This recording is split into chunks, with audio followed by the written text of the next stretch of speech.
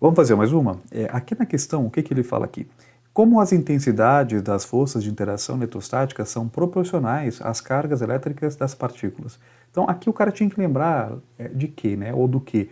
Lembra da lei de Coulomb, onde tem força, tem partículazinhas onde interagem entre si, e essas partículas eletrostáticas, por terem uma carga elétrica, elas vão apresentar uma força elétrica entre elas, e aí tem que lembrar da lei de Coulomb. Né? Então, lembrando aqui da lei de Coulomb, você mataria esse probleminha aqui com uma certa facilidade.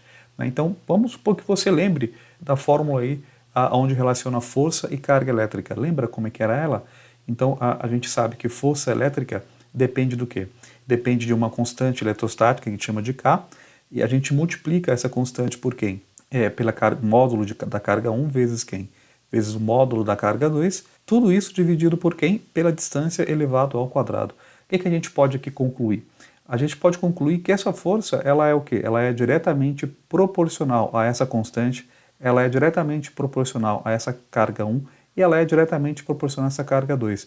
E aí você está se perguntando, professor, mas por que a gente se coloca essa barrinha aqui entre Q1 e Q2? Porque lembra, essa barrinha indica módulo, e quando que significa módulo? Significa que quando a gente monta aqui a conta, se a carga for negativa, quando a gente joga aqui na fórmula, a gente tem que trazer ela positiva. Por que a gente traz ela sempre positiva? Porque não existe força negativa. Né? Então, o resultado dessa conta aqui tem que dar um valor positivo, né? Justamente porque não existe força negativa. Tá? Então, voltando aqui ao raciocínio, então a K, Q1 e Q2 são grandezas diretamente proporcionais. O que quer dizer diretamente? Se um aumenta, o outro aumenta. Se um diminui, o outro diminui.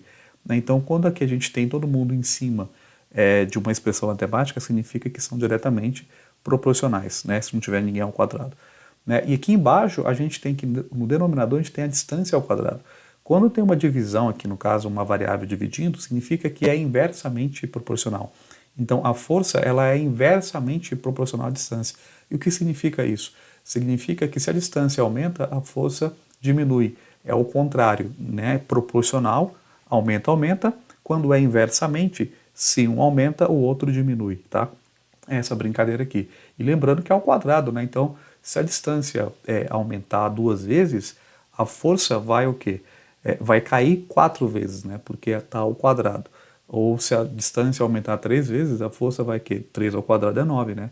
Então, a força vai cair quantas vezes? 9 vezes. Tem probleminhas que pede essa brincadeira aqui de distância, que no caso não é o nosso problema, né?